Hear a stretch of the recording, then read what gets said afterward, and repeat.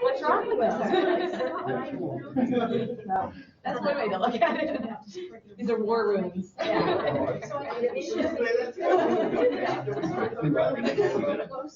do you work nearby? Okay. Yeah.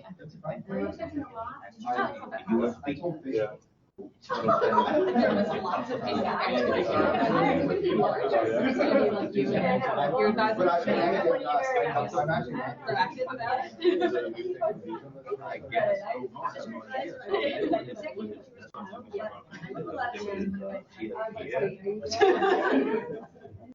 So would you like us to move to Jass? Like, that doesn't sound much like an invite. Email would have. Should we have people sort of encouraged to congregate? Yeah, I think just people moving forward.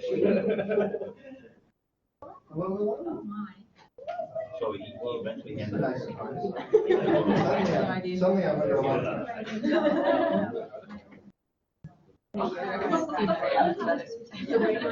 anywhere. Well, I'm gonna actually stand. So, Like we can have lunch. I'm going to be presenting kind of in this area. And you're like, Yes. Yeah. Well, I'm going to be in this area. all right, so I'm just near you with that general.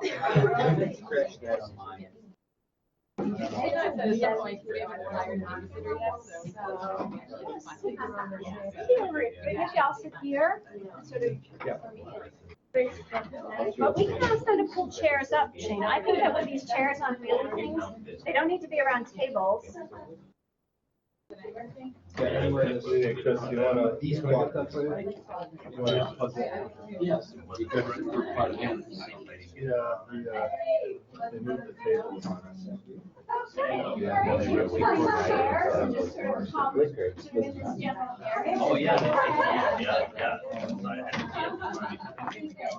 You don't really need a table.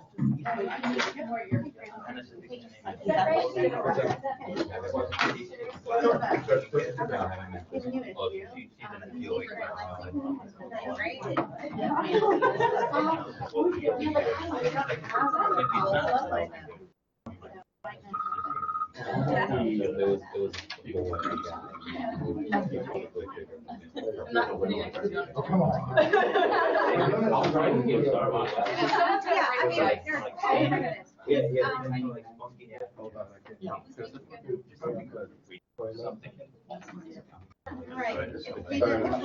I need to keep up with work.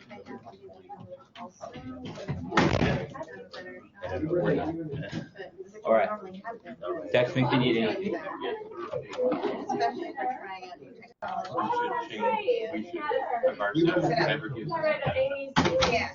So Amy and we just got the email. Yeah, well, Okay, well, let's see what we can do. Let me know. apparently you're having a baby. I think that's but there's something, there's a paper here. It's so funny to see. Baby and then people. I know, it's great. Yeah. I was funny about Diane, so I was kind of glaring down at us, no way not to project Diane on all the screen. Like big sister is watching us. If I don't know it. She knows that. I'm in trouble. Are you videoing it? Yes.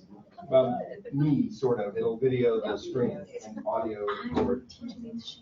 So we'll just stick Diane. She'll be in a little window up to the top. Okay.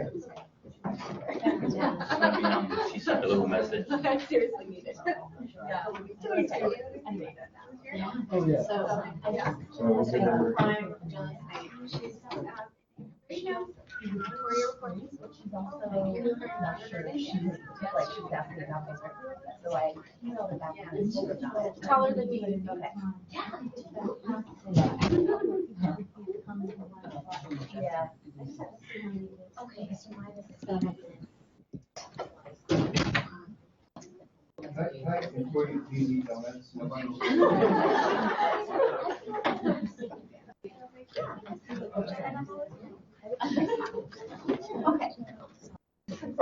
Are we screen sharing? Yep. We are? Okay. Diane, can you hear me? Yeah. Shane, I'm going to introduce Okay. you. Shane, I'm going to introduce you. If you'd like, I was going to introduce you, but that's, It's my job. oh, it's your job. Okay. But I think we do start right on time, right? So Yeah. Not 10 minutes after you start right on time. Good. So does this mean you're ready? I'm ready. Okay. Folks, thank you so much for coming today. It's a pleasure to see all of you here to not only support Shane, but hear the really interesting work that he's been doing. My name is Tina Grotzer, and I have had the honor of being Shane's advisor for these years. And I'm going to introduce the rest of his committee in just a moment. Shane, or Michael Shane Tutwiler, came here as Michael in 2006 as a master's student. He had already had a very interesting sort of mini career on a nuclear submarine as a physicist, and decided to come here and do a master's degree. After finishing his master's degree and impressing us all with his intellect and his deep interest and knowledge of science, he went back and he taught science in a secondary school in Connecticut. Shortly later, we enticed him back here. We didn't really, you kind of reached out to us and we were so pleased that he was ready to come back and pursue doctoral work. Well, he's been here in the doctoral program. He has taken a variety of courses, but also TF'd a variety of courses, and spent some time also in Taipei teaching science there, but has made major contributions to a number of the research projects here, including my own and those of Chris Dede, so we are greatly indebted. Today he's going to talk about his research, which is very much wholly his own, and it's his strand, and I expect you'll hear about it in the future. The other committee members, one of them is here, Chris Dede, whom many of you probably know, and Diane Tutwiler is Ketelhut. That's on.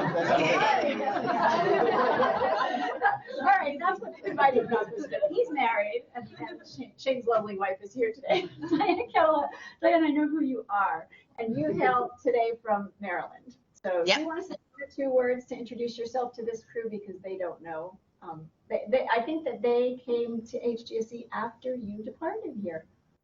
Okay, so I graduated from Hugsy and L&T, which doesn't exist anymore, in 2006. I am now at University of Maryland, College Park, after a 5-year stay at Temple University, and my research is very similar to Shane's. Matter of fact, when I was at Temple, I worked really hard to recruit Shane, but Chris and Tina stole him out from underneath me. So I'm glad to at least be part of your progress, Shane. Thank you for saying yes, by the way. All right. No problem. The process today is that Shane is going to make a presentation, and then that'll be about 30 minutes long, 20 to 30 minutes. Then we'll have a question and answer period. It could be up to 45 minutes, it depends. And then we will conclude, and we will invite you all to go off to your various endeavors.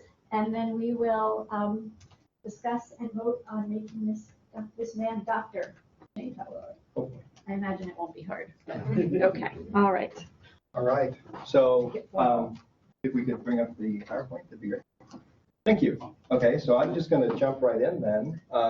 First, let me thank you all. This is actually 3 times as many people as I thought was going to show up. So I was psychologically prepared for a little bit less. But just acknowledging kind of all of the support that I've gotten over the years, Tina and Chris, Diane, but especially Jessica, my wife, who I don't think everyone knows, but this is my wife, Jessica, who I talk about all the time. And I just, it feels really nice, but a little weird to be here, a little surreal. So thank you. And this was going to be where I introduced my committee, but they've already preempted that and introduced themselves. And so I will say that, again, the support that I've gotten from them has been phenomenal, and I can't say enough about just how wonderful this experience has been, even while I was away, even living overseas and all of that. So it's been great. So let me start by telling you a little story. So once upon a time, I cut the finger off on my right hand, the middle finger. No. Yeah, cut the middle finger off on my right hand and had it sewn back on. That's not me. That's the stock photo. The top of my finger here. And during the course of the rehabilitation and everything, I looked at a lot of x-rays. I looked at a lot of different medical images and things like that, and kind of developed a bit of an acumen for looking at it. And a few years later, a very large boy fell on my leg and broke it while I was teaching at the Old Farm School, was coaching wrestling. And so I broke my knee, just the leg, just below the knee, and was exposed to a whole other round of different types of medical images and x-rays and things like that. And I got pretty good at looking at those too, the MRIs, the scans. And then a few years after that, we had a little baby. And I realized something though. During our experiences, we would go get the ultrasounds. And this is our daughter Abigail, by the way. And at the ultrasounds, I would notice that I could pick out all the things on the scans, and I was really good at kind of identifying the different types of bones and things, and not to call my wife out, but she was not quite so good at it. In fact, they label things for her so that we could tell other people what they were. So I kind of realized that I had developed this skill, this ability to perceive and attend to different aspects, different bits of important information in a fuzzy environment that perhaps my wife was not able to do. And that intrigued me. The way that I was able to perceive and attend to these differences and these things was important. And my doctor, for example, had a much greater level of being able to do that. Your doctor can throw an MRI or an X-ray or something up, and she can immediately find the problem, whereas we're lost in that sea of data. So what about their knowledge, what about their expertise allows them to do that? And how do people develop that skill? What does that look like over time? So perception and attention are important, especially, and this ties into Tina's research. So when you're learning about cause and effect relationships, we're often told time and time again, correlation does not imply causation. But in truth, in fact, in our everyday lives, we look at covariational information. We look at, does the door open, does the inside door open when you open the outside door, for example? Or what happens to the window curtains when you open or close the window? Does the shower curtain move in when you turn the water on? Things like that. We look at covariational information all the time and make causal inferences based on that. So if you don't perceive data, if you don't know that a certain thing is happening, an event or some important data is there, you can't integrate that into your growing knowledge about cause and effect relationships. So it's very important, this concept of attention and perception, in the development of causal understanding. So over the past 2 decades, developmental psychologists have tried to model that process of how humans learn cause and effect relationships. And they've done so by developing ever increasingly more and more sophisticated mathematical models based on Bayes' theorem probability theories about how humans infer cause and effect. And here's just an example of that. This is kind of an example of what I mean. We have C and D. These are potential causes for an observed effect, E. So these little doohickeys here, these squiggly marks, are what are called causal weights. They are let's say, the frequency of co-occurrence between C and E. So let's say 7 out of 10 times when you see C, you see E happen. And 4 out of 10 times when you see D, you see E happen. Eventually, you're going to make a causal determination that it is C that's causing E and probably not D. You're going to make it, this is a type of causal learning thing. This is a causal Bayes net. It's one of these fancy models that I'm talking about here. In my qualifying paper, which if you ever need help going to sleep at night, you can check out from the library here. In my qualifying paper, I identify a specific link between the salience of data and the integration of that data into these types of causal models. So in other words, I hypothesize that data salience should be important. People, if you are a novice, for example, and you walk into a very complex space, you're probably going to attend to the types of things that stand out the most and integrate those things into your causal models. I spent 50 some odd pages talking about that. So what is salience, though? I'm going to use that word quite a bit over the next 15 minutes. What is salience? So I have kind of an operational definition of salience. It's how visible a piece of data is in relation to the data that surrounds it. How visible is it? How much does it stand out to you as a person? Now, you might recognize very quickly that what is salient to me might not be salient to Kenyon or to Monica. We perceive things differently. And so there's a top-down and bottom-up model of salience that's been proposed, which is to say that salience can be defined by top-down components, which are your, for lack of or to simplify it, your prior knowledge, what you've been trained to recognize or what you've learned to recognize over time. That's a top-down component of salience. And then you have a bottom-up component of salience, which I'm going to refer to as physical salience for the rest of this talk. In other words, sometimes things really do just stand out. A flashing light, for example, on an instrument panel in a plane, stands out compared to all of the other instruments. It has a higher physical salience. And it's the combination of the top-down and the bottom-up aspects of salience that eventually lead you to attend to and perceive and integrate these types of data into your causal learning models. Words. This is the wordiest slide. So there's a rich history. So I said, wait a minute, in my title, I talk about virtual environments, and I haven't said anything about those yet. So here we go. There's actually a rich history of using these types of virtual environments to look and model student data collection behaviors. And remember, I'm talking about data collection, perceiving, attending to certain types of data. So there's wonderful work that has been done. For example, these are from the River City project, which was a multi-user virtual environment for learning that was developed here by Chris, by Diane. And her thesis work and some of her follow-up research was on modeling student data collection behaviors using the back-end log file data. In these types of virtual environments, when you click on something, every time that you do anything, you create an event in the log file that's date and time stamped. And I'll talk about that a little bit more in a moment. But you create these amazing records of student behavior and what they've done that you can actually then apply certain models to. No worries. Now, what I propose to do in this study is to contribute to the literature by exploring the effects of top-down salience, so types of prior knowledge and prior framing, on the trends in the types of bottom-up salience that the bottom-up salience of the data they collect. In other words, what's the relationship between the types of prior knowledge that students bring to bear and the visibility or the physical salience of the data that they collect? Is there a recognizable and predictable relationship there? Because there kind of should be, if the two-channel method or two-channel theory of data salience holds.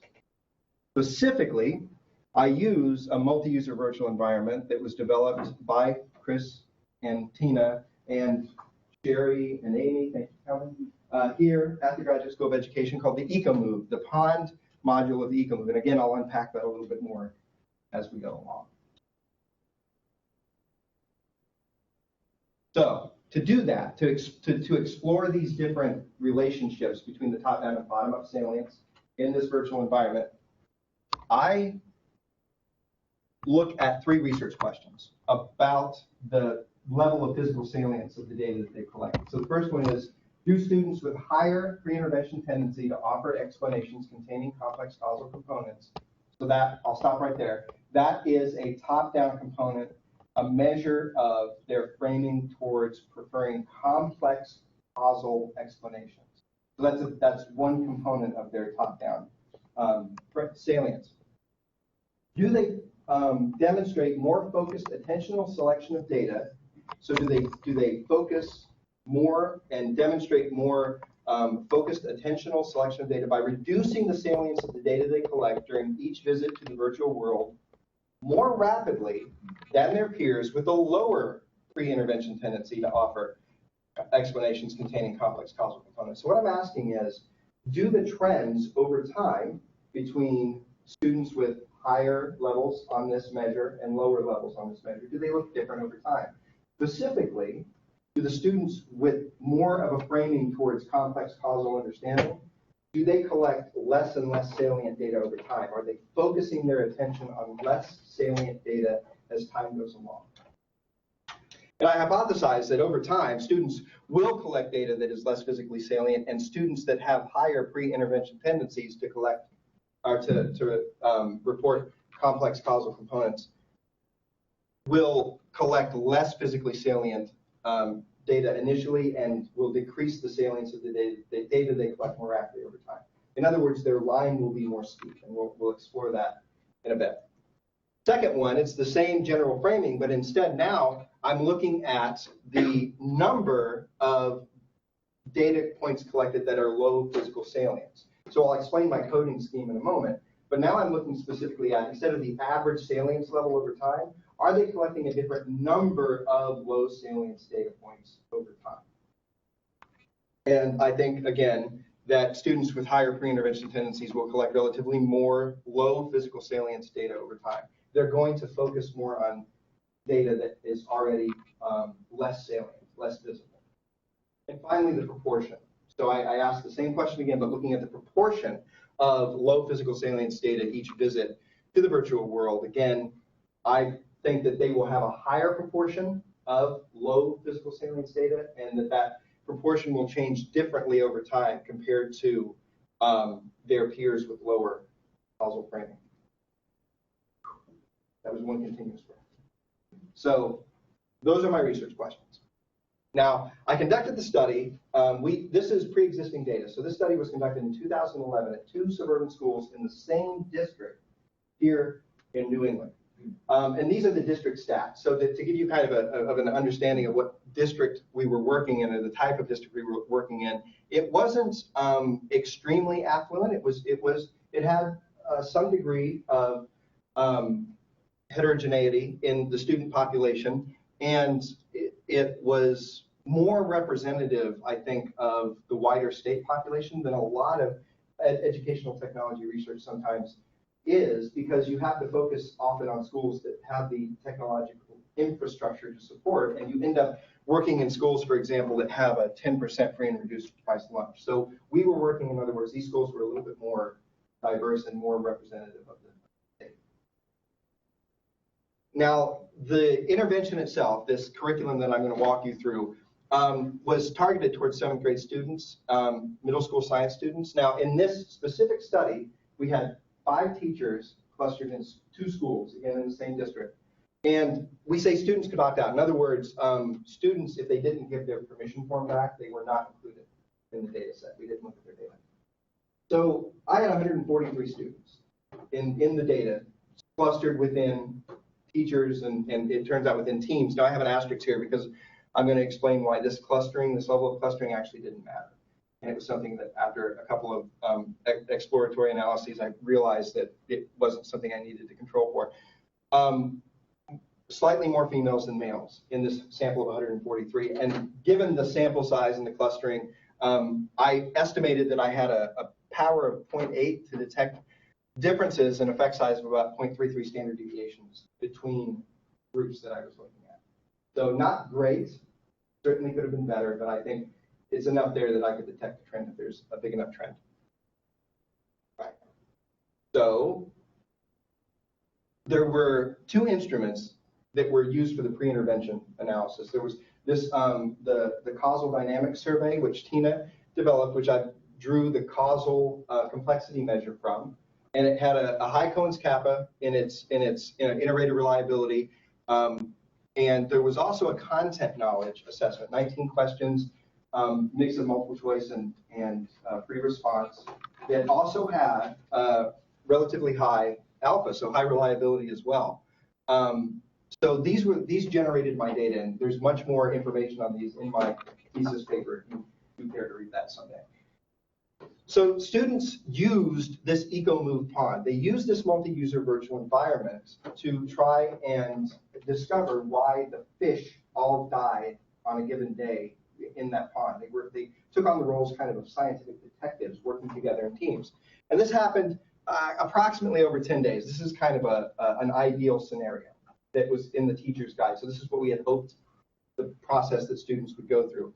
So on the first day, for example, they did pre-surveys, and they did kind of an open exploration. The days that are bolded, by the way, are the days that they're in the virtual world. The days that are not bolded are the days that they're working together in the classroom, but still working in this curricular model.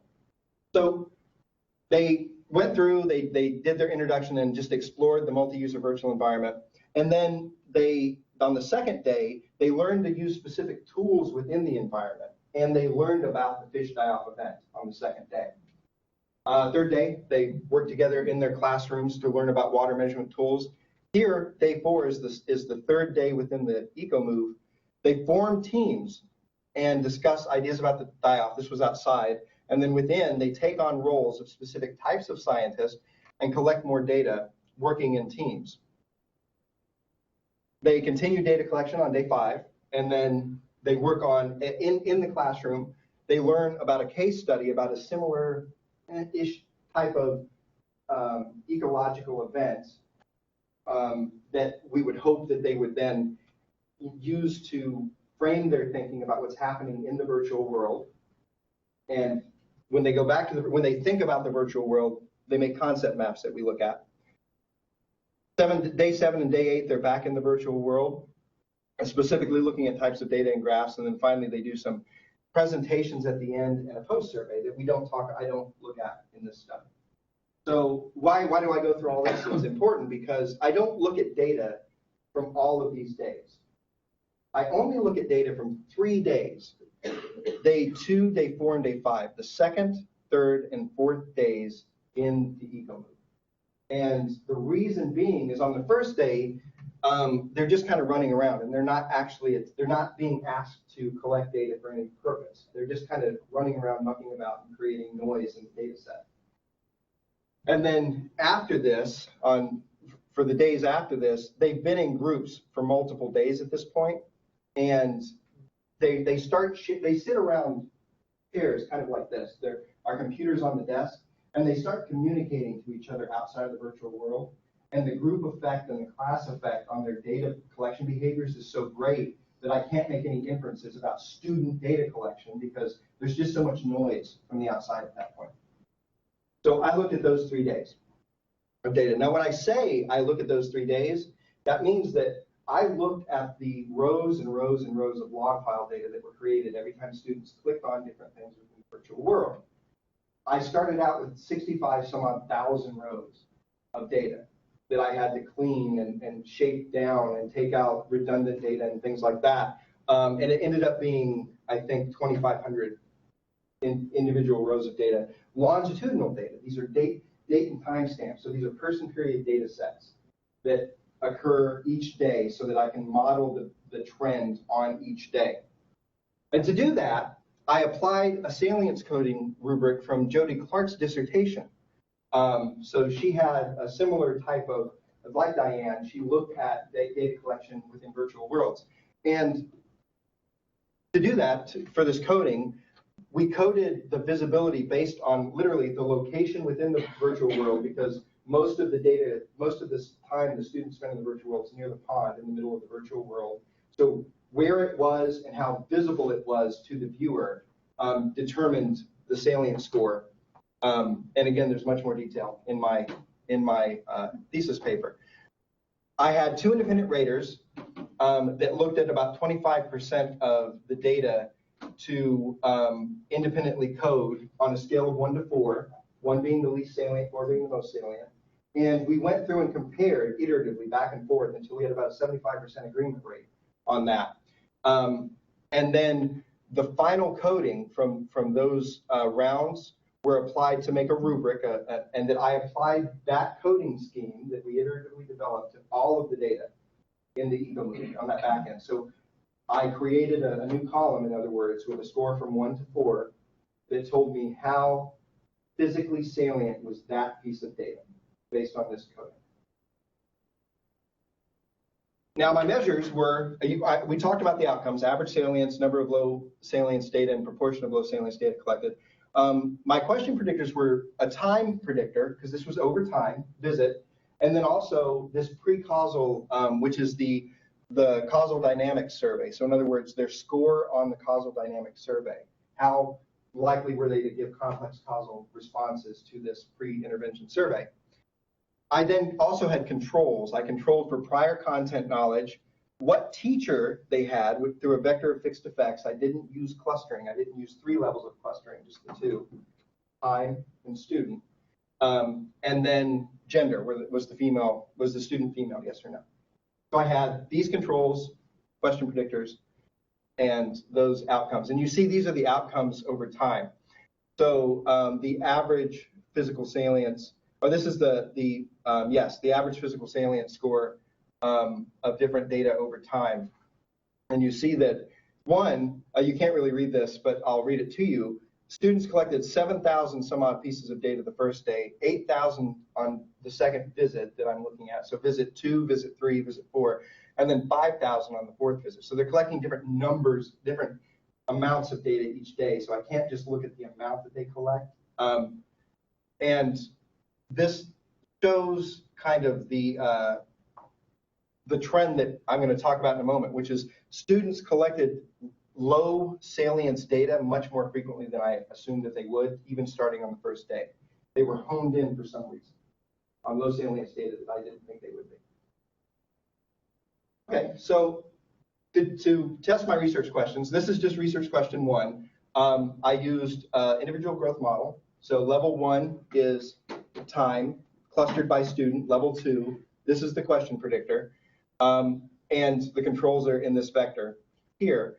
And I looked specifically at these 2 estimates to answer my research questions. The initial status and rate of change over time of the effect of this pre-survey on the initial status and the rate of change over time. Those were my research questions. Now these are my outcomes. So you'll notice this is very truncated. I'm not giving you a lot of the extra information that you would expect to see in this type of analysis. You can read my thesis if you want to see it, or we can talk about it. It's in the appendix. So looking at research question 1, average change in average physical salience over time, the general question is there a relationship between the causal pre-framing and the average physical salience of the data collected over time? And it turns out in this study there was not. There was no statistically significant relationship between that specific framing of top-down salience and the bottom-up salience of the data. But prior knowledge did play a role. So students with higher prior knowledge initially collected less salient data, and that trend persisted over time. So prior knowledge, on the other hand, their content knowledge of ecosystem science did affect their data collection behaviors. And the other kind of interesting trend that I noted here, so this is actually 5 different plots laid over this bottom plot, Diane, by the way, the teacher fixed effects plot. It's 5 plots laid on top of each other. These are the average physical salience level of data collected by prototypical students with the prior content knowledge at the sample mean as a function of visit by teacher. So what that means is I'm looking specifically at each teacher, the prototypical student in each teacher's class, and what their data collection trends look like. And you notice very quickly that there's a lot of heterogeneity. There's a lot of variance between the trends of the teachers. And I want us to keep our eyes on 2 specific trend lines. The trend line for teacher 2 and the trend line for teacher 5. So it's the solid dashed one at the top, and then the light dots that move downward after that. They're going to come up again in a moment. Looking at my second research question, does the framing, the prior complex causal framing affect or have a relationship with the number of low physical salience data collected over time? Again, no. In this study, no. The number of low physical salience data collected, this is a randomly chosen student. We see that that number decreases actually over time. I thought it would go up. I thought they would collect more and more and more less salient data over time. However, looking again at our plot, we see that there's a lot of variance between the teachers. So the prototypical students within the classroom of each of the teachers, if we look at their trend lines, looking at teacher 2 again and teacher 5, we see that they kind of start out around the same and then diverge greatly over time. And teacher 5's trend line, just like in the first one, is completely different than all the other teachers. Something different's happening in that classroom. Finally, the proportion of low physical salience over time. Is there a relationship between prior causal framing and the proportion of low physical salience data collected over time? And the answer is, again, no in this study. And I keep saying that for a reason. And again, looking at our trend lines, there's a lot of variance between the students in different teachers' classrooms. And again, prior knowledge did have an effect. So their ecosystems content knowledge did affect the proportion of low physical salience data they collected over time. So that component of top-down salience was statistically significant. Okay, so I'm going to caveat all of this with a few limitations first before I talk about my takeaways. And my limitations that I'm going to talk about are, I'm making a very strong assumption that student behavior in this virtual world represents authentic data collection events in service of learning why the fish died in the pond. So in other words, I'm making an assumption that every line in that log file represents something that was purposeful and something that was not a random click or something that was students mucking about, providing, clicking on the same thing multiple times. There's a lot of assumption that goes into the use of these types of data. The other thing is I would miss out completely on any types of events where students might notice, for example, if you were in the virtual world, the color of the pond changes over time. You would notice that as a student, but there's no data that's created in relation to that. So I'm missing certain types of the events that I'm specifically looking for because the system itself isn't collecting that data.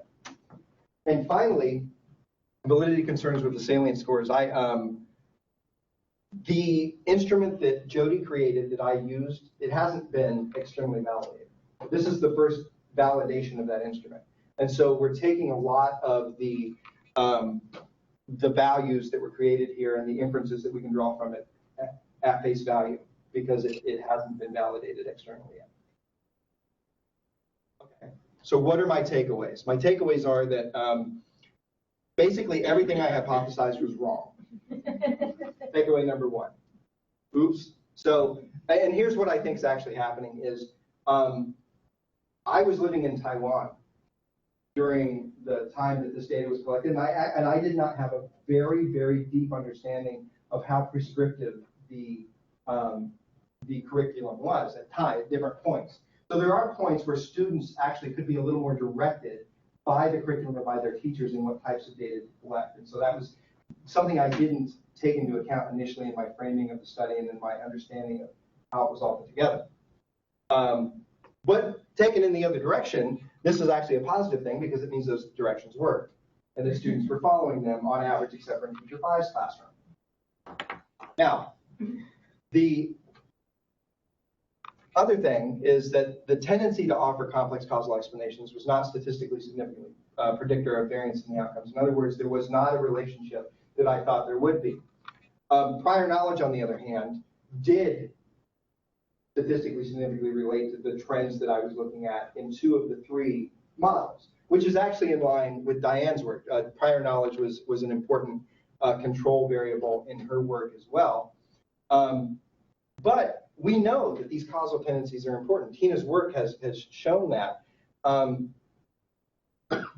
There likely is a mismatch between the way that they're measured specifically for this instrument and the trends that I'm looking for in my study. In other words, I co-opted her instrument to use in this study as in a way, an exploration as to whether or not this could be done.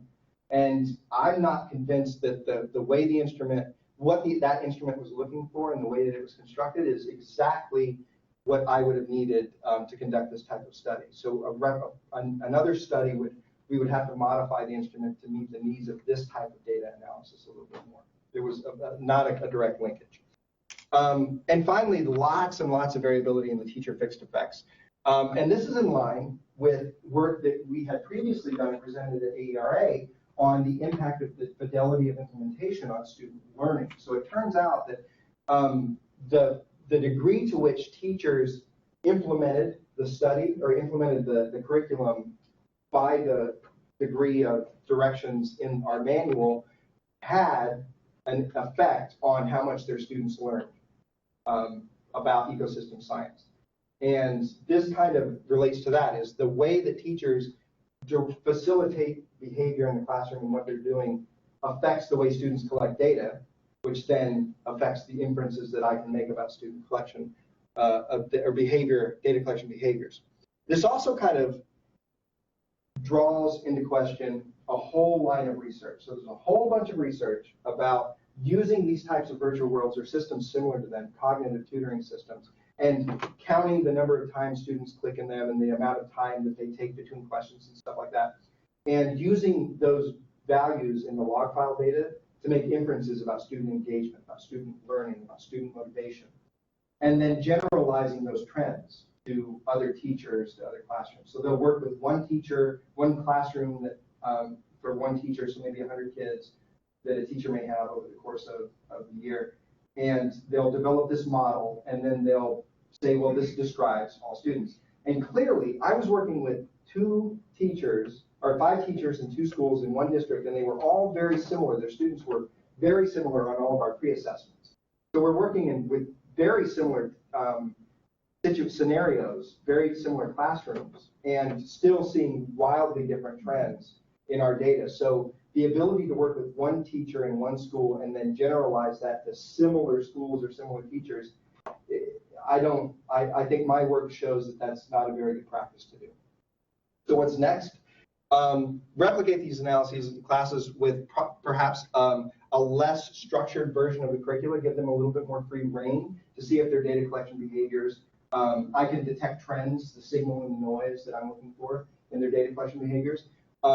Take a mixed methods approach. So Denise in the back. Denise does great work with augmented reality research and looking at a mixed methods approach. So there's a lot that I don't know about why student trend lines are different, the prototypical students for the teachers, because I don't have the qualitative data.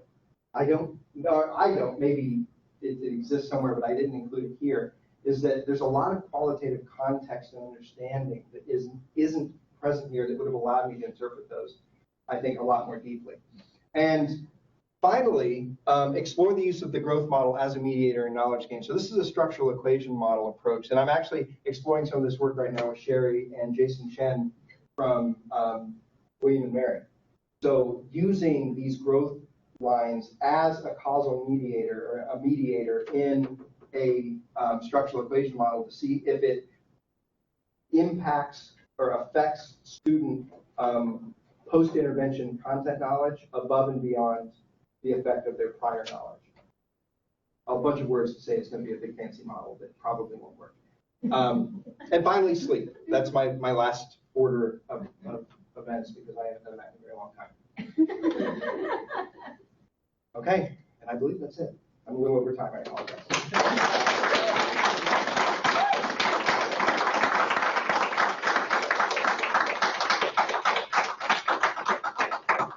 Okay, people that I gave questions to, ask questions first. Would you like to just moderate the question? No, please, yeah, that's fine. No, I don't know. I didn't see it. If you're comfortable. Oh, Diane, yeah. Well, but I may have to go back and forth, so. So I guess I would ask if any committee members have questions first. Chris. And I have actually 2 comments, either one of which is a question. Okay. The first is that I feel very fortunate that the school is going to have you as a teacher, because you're clearly much more adept than most people, including most people at AERA, explaining complex material and making it interesting. So very high, praise for that. I think you were rightly ambitious to pick a very important topic, but a very tricky topic. And you were wise to take one slice through that, because for a dissertation, you don't want to bite off too big a piece. So I'd encourage you to keep going down this road, but I think what you said about mixed methods is going to be crucial to making progress. And I want to talk to illustrate that, I want to talk just a little bit about the physical salience and the top-down salience, and I want to put something in the middle that I would say is sensory salience. So the mediator between something that's physically salient, like the blinking light, and getting so sophisticated that you can look at an X-ray and you know which parts of it are like a blinking light in your mind, is some kind of a transition where you learn to see sensory patterns and recognize those. That said, it's more complicated than that, because that might be true for the X-ray, and maybe if we had eye tracking technology, we could look at how people refine their analysis of X-rays, because they start to zero in immediately on the part that they want to look at. But in the ego move, the issue isn't so much that you're looking at things and they're buried in too many things, like in an X-ray. Some of the challenges in the ego move is that it's invisible. It's invisible because it's microscopic at the atomic scale, or at the scale of small things in water. It's invisible because it's up the hill. And unless you walk up the hill, you don't know that it's there. So that's a different kind of invisibility. Eye tracking wouldn't help you with that. It's more of a mind tracking. And then I thought about optical illusions. And the interesting thing with optical illusions is everything is salient. It's a gestalt connection that you have to make to learn to see the same thing in a different way. So I think this is a very rich and important topic that gets into visualizations, it gets into mental models, it gets into, potentially neuroscience in terms of some of this mediating the sensory system. A great career trajectory if you decide to go down it, but not an easy path. Thank you. I'd like to just add to that a little bit and say that I know, because you talked about it before, that these things are of interest to you and that you could continue down this path. And two things I want to invite you to comment on are your interest in the perceptual salience, but in terms of the novice expert shift, because you've set it out there with the X-rays. And in a sense, this study gets kids who are just coming into an ecosystem. It's their very initial assumptions. It's the first couple of days.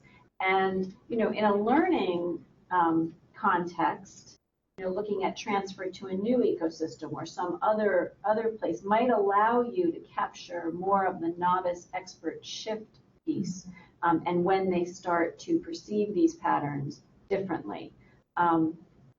When that blinking light, when the parts of the X-ray become the blinking light. Right. So I just want to invite you to say a few things about that if you would like, because I know novice expert shift is very interesting too. Absolutely. That I think is the underlying motivator kind of to a lot of why I look at what I do. As an educator, as a teacher, the idea, the learning contract you have every year as you take on new students is you're moving them through that novice expert progression in some way.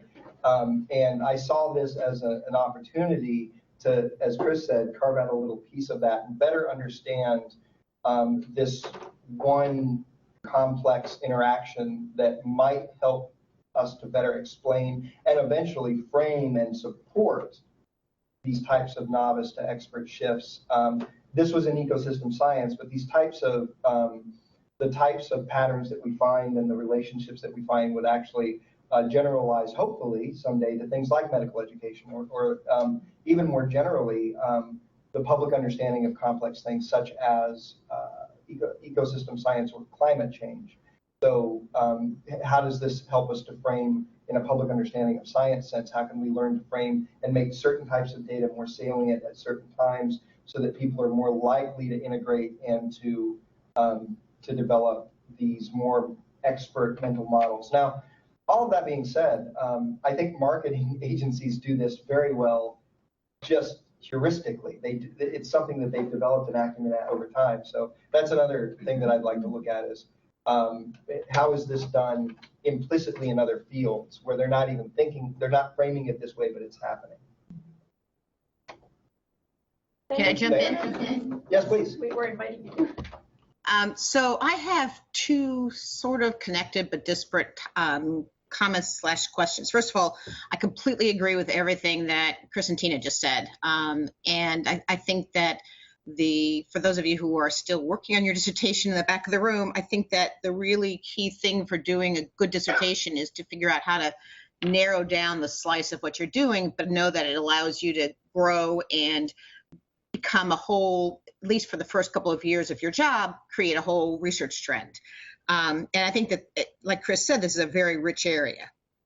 That said, what I'm hearing you talk about when you talk about the limitations, you talked a lot about the curriculum as being very structured, but I wonder if you could talk about not knowing EcoMove that much, that well. I wonder if you could talk a little bit about whether you think, and I think this gets into Chris's comment about invisibility of some data where data might be located, whether there could be design features you could have added in or taken out or created in a way that allowed you to perhaps see a larger difference in your different along your analyses. Yes, and that's a great question, and it reminds me of Brian Nelson's contribution to the he just published, was it in your Safe Science work, where they looked at highlighting specific things to increase the visibility or in my framework, physical science. So Brian actually is also an alum of the program. He was an advisee of Chris and is now at Arizona State. And he works in virtual worlds as well. And they were looking at an individual virtual environment. So instead of kids working in groups, they go through it individually, and there were ways that they looked at, in his work specifically, making things more visible to reduce the cognitive load. And I think that same approach, though, of highlighting or, well, think of it in terms of old video games. I'm terrible at playing new games, and in fact, I think my wife will attest to this. As every new system comes out, the probability of me finishing a game reduces drastically. And anymore, I just buy it and play it for a couple of weeks and give up. Because everything's so photorealistic now that stuff looks all the same to me within the virtual environment that's the video game. I grew up in the 8-bit world, where if the sword was important, it looked different. It stood out in some way. And framing, that's an, I think, oversimplification of it, but framing, giving students cues in certain ways and allowing, I think, for a wider distribution or range of these salient scores through maybe gradiating it more purposefully. Again, I am doing this analysis kind of post hoc. We didn't design EcoMove to do what I'm doing with it. And so there are ways, I think, to design and to work within this virtual framework to give more of a scale and the gradients to the physical salience attributes that I'm looking at that do harken back to Brian's work and my experiences playing Zelda. Yeah, so let me respond to that and then ask my second question. So I completely agree with what you're talking about. And of course, Brian's work's always close to my thinking since he and I are close collaborators. But I also think that one of the things that we struggle with in our design is how we think about the visibility, if you will, in our work, salience in your work, to the importance of how to solve the problem. So if you can solve the problem with physically salient objects and interactions, then it probably won't no matter, you won't see this difference with the pre-scores that you're using in various sort because you can do it that way. So I think that thinking about the design work in a way so that some of your, if you're doing some semi-controlled experimentation format, having some of them where the physical salients aren't enough to solve the problem, or even enough to make guesses about and potentially get at the right answer. I think that that's a crucial thing that we often don't do well in educational game design. In our thinking, we tend to make it kind of too many pathways and not enough that would get us into the deeper pieces. And can I follow up on that really quick? Yeah, sure. It actually ties to one of my plots, and thank you for reminding me, is that one of the issues that I ran into with the eco-move is that it's actually so well structured to guide students towards low physical salience things. So there were a lot of the important stuff in the eco-move is microscopic, or is at the atomic level, or is difficult to see when the student first is dropped in the world when she's looking at the pond. And the system itself and the curriculum guides students so well to find those things. That's what these spikes are at the one unit here on the physical salient score scale that I have over these 3 different days of data collection, is that that's the system working in that way that you're describing. And I think that it worked well in support of student learning, and it did a wonderful job of mucking up my analysis. So. Well, we didn't mean to muck up your analysis, but we did mean to do that. Yes, exactly. It was purposeful. Yeah. Okay. Well, and I also think, I was thinking that as you were talking earlier, is that if you had included that first day, because what happens in the first day, and that's one of the reasons why in my dissertation I didn't include it, is that they do run around and interact with all the what you're calling physically salient objects, and so they get that out of their system, and then they can go deeper in and see the other kinds of stuff. So that was probably an important piece of data collection that, as you said, muck up your data, right?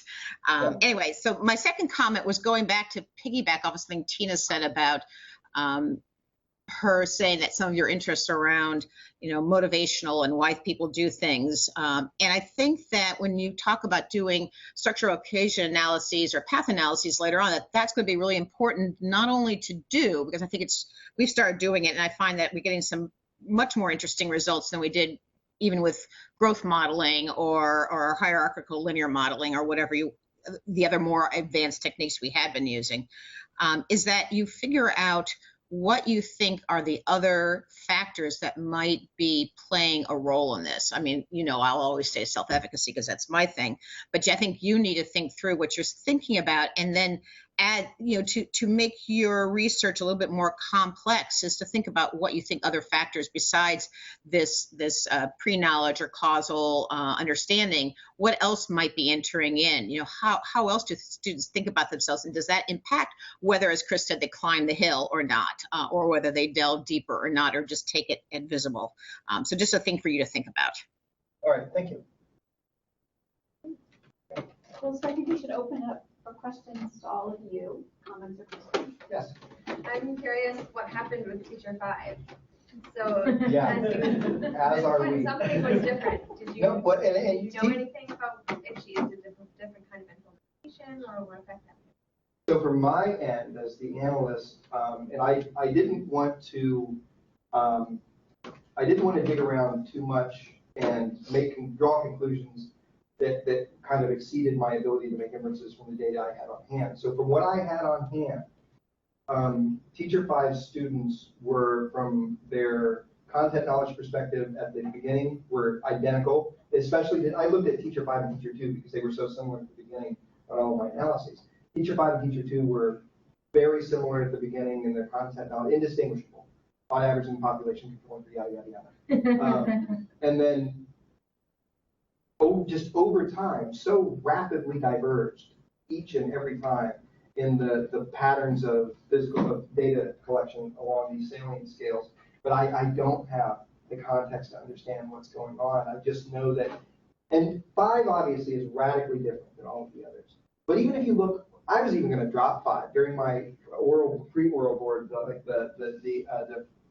discussing the dissertation proposal. I came in with the idea that I was just going to drop Teacher 5 because, and my committee thankfully convinced me that that was a terrible idea. So looking at within teachers 1 through 4, however, there's even a lot of variance in them. Their trends are generally in the same direction, but they differ wildly on their starting points and the slopes of change over time. So even if I were to take 5 out of the conversation, I still have a great conversation about the variance between teachers, even when those teachers had the same fidelity and implementation score. So we did actually apply a score for previous analyses looking at critical points of how they used the technology and if they did certain things on certain days. We being the amazing research team sitting back here. I'm speaking in the royal we now, like the Queen of England. But they did great work. They applied this fidelity score. But these teachers, 2 and 5 especially, were even the same on their fidelity scores. So from my perspective, is from the data I had on hand and the inferences I could draw, they were, for all intents and purposes, the same. So I don't know what's going on. I think it's a really interesting question because, like you're saying, even with all the teachers, there's so much difference. Yeah. So I wonder what there's just so much. You design a tool to do something, and you research certain things about it. But there's still so much variety in implementation, and maybe some of it, maybe that teacher just couldn't get her class to do what she wanted, but maybe that was what she wanted. So I think it would be really interesting to look at the goals of the teacher and if the teacher themselves might be surprised or not. Right. I think one thing I was going to put in my dissertation in these slides, but I didn't, is it kind of reminded me of an Anna Karenina effect, where all happy families are the same, all unhappy families are unhappy for a different reason. So you have the potential for all of these different points of variance are so great because there are so many different ways that you can implement a complex educational technology-based curriculum. And teaching styles and learning styles and none of these students were randomly assigned to these teachers, and these teachers were not randomly assigned to classrooms. So I can't say that teachers caused this, or I can look at differences and trends over time, but I'm even limited in causal inferences that I can make about teachers causing things because of lack of random assignment. But the vectors of teacher-fixed effects do clearly show different patterns that need to be followed up on with some high-quality mixed methods research. I should probably have taken more qualitative classes. Have you thought about running like 10 students who work in the EcoMove separately on their own, without other kids talking about variables, without teacher effects? Have you thought about just doing a study that looks at the kid and the EcoMove? Yeah, as a matter of fact, we submitted a grant. Oh, yeah, right, we did. That's that true. had that exact design. I know that, but I just wondered if we're still thinking about that. I'm sorry. I am actually still thinking about that. Unfortunately, the National Science Foundation does not agree with my thoughts. Yes, we are. And I think no. We're still thinking about doing that. I think no. So what Tina is referring to also is there are ways that, for example, we can alter the physical salience of data within the world using approaches that I was in discussion with Diane about a few minutes ago, and randomly assign students to these conditions based just on a random assignment mechanism as they log into the world, and then we can actually start to make some inferences, causal inferences, depending on the fidelity of the implementation of the study, about the effect of the physical salience, the bottom of salience, on the relationships that I'm looking at. All right. But this is about your assumption that the clicks that students were doing were meaningful clicks. Yep. And I'm wondering if that was part of the instructions, was like, you should be, I spent a little time in EcoMove. Yep. In the Oh, environment, that's right. and I had a lot of fun clicking. So I wasn't really, I mean, it was sort of only tertiary related to being at the golf course. Like it was a negotiation. Well, you were part of Hunter and Jeff's. Yeah, it was a negotiation one, so Your it's ID different. number 3521. But like I was, clicking all over the place because I wanted to see if the doors open and I wanted to see if, something Exactly. lit up if I touched it or whatever, so were students explicitly told like, only click on something if you think it means something? No, that direction is, to the best of my knowledge, not present in any of the student materials. But what you're talking about is important because a lot of that, they get they shape the sillies out on day one. They get a lot of that out on day one, not all of it, but a lot of that pre-exploration and learning about the world. And in the earlier versions of the EcoMove, the gravity algorithm was a bit off. And it was like they were on the moon and they could jump from the rooftops to the houses, jump over the hills. And it was incredible to watch these kids. kind of figure out a way to game the system. But a lot of that behavior, not all of it, but a lot of it was exercised on the first day. No, because I keep thinking about teacher 5, and she could have just been like, click around and see what you can see. Like, she could have just been more open to that sort of, I wonder what would happen if, as opposed to being a crappy teacher who doesn't have control of her class. You're right. Which it could be either. Absolutely correct. Yes, could be either. And I have no way of knowing. Right. But it warrants further investigation, and hopefully the National Science Foundation agrees. Yes. Great defense, good job. As an eco-move Expert. designer, yeah. I think it's good to understand that a lot of the students' data collection is guided by the table of data that they're trying to fill in and the types of data that go in that table, right? Yes. So there's 7 water quality variables like temperature and dissolved nitrogen, phosphates, and I imagine that those are all Yes. low salience, right? Yes. But they're front and center in the table you're trying to fill in. And then there's 5 population data, Yes. 6. So there's fish, those are visible, right? If you go into the water. If you're in the water. Right. So they're like a level 2. Okay. And then there's bacteria and algae, which are 1. microscopic, Microscopic. right? But they're in the table. And then there's weather. And I'm not sure how you measure it, but weather is, I don't know what salience you gave to weather. Yeah. Okay. So then those are the things, and those are the things you were looking at, right? That's exactly right. And that's it. There's nothing else that they could collect that your log files measured, our Right. log files measured for you, right? Correct. Your log files. Right. So I think that's a big Well, no, factor in it, right? and that's, I think, a very important point to make is that if students were constantly bringing up that screen, and if there are certain days especially, and I think I tried very hard to control for that by looking specifically at these days, because the data and graphs and kind of completing that chart and then graphing it and making those comparisons. In the curriculum, it occurs a little bit later. So I had hoped not to capture as much of that behavior as possible, but that's not to say that teachers didn't direct students to do it ahead of time. Right. Or that if the teacher read ahead, or the teacher understood, if he or she understood that this was an important part of the eco-move, they were like, well, I'll just have my students get a jump on that. And if that's the case, Right.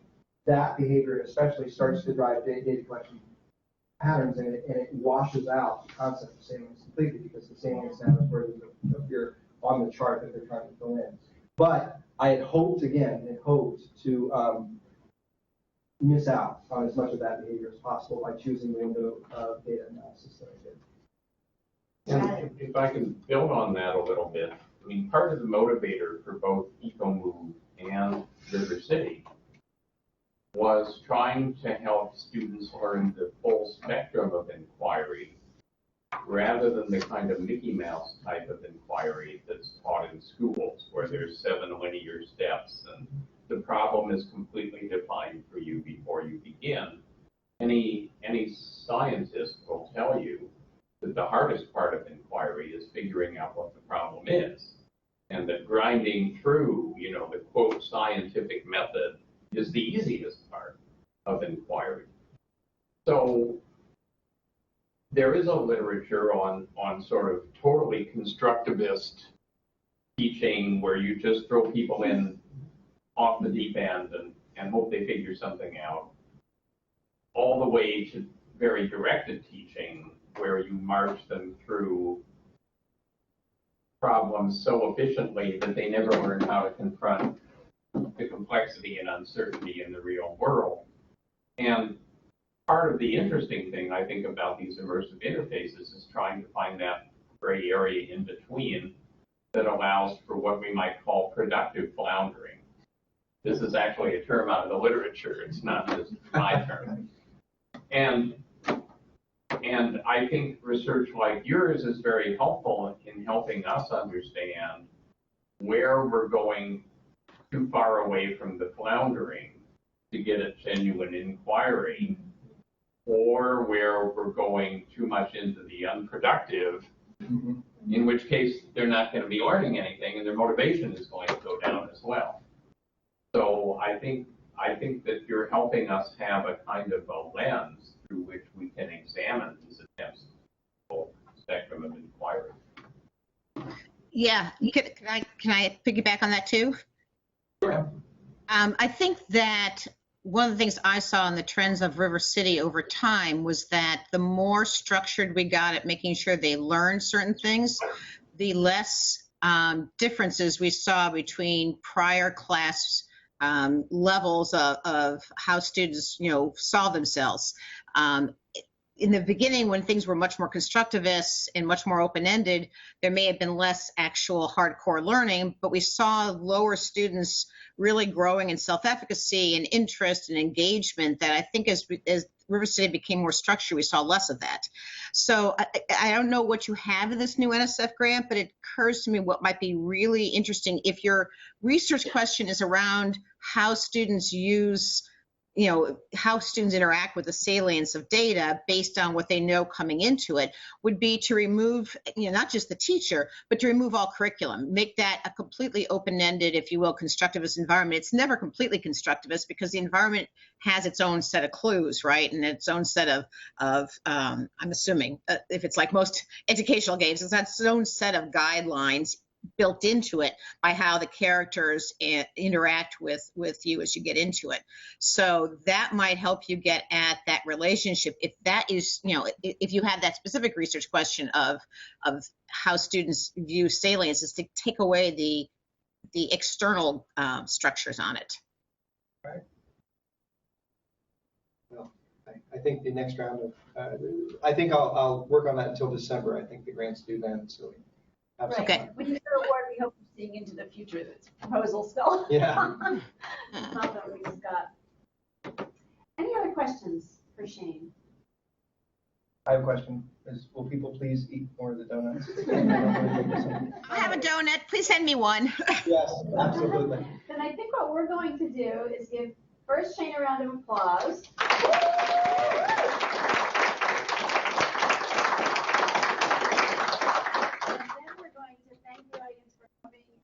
Send you off. We're going to send you off too, Shane, but only but wait around because Okay. you need to be as local to the Yes. time.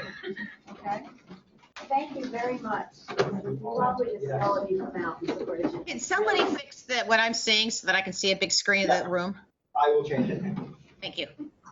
And maybe turn the camera back to Chris and Tina.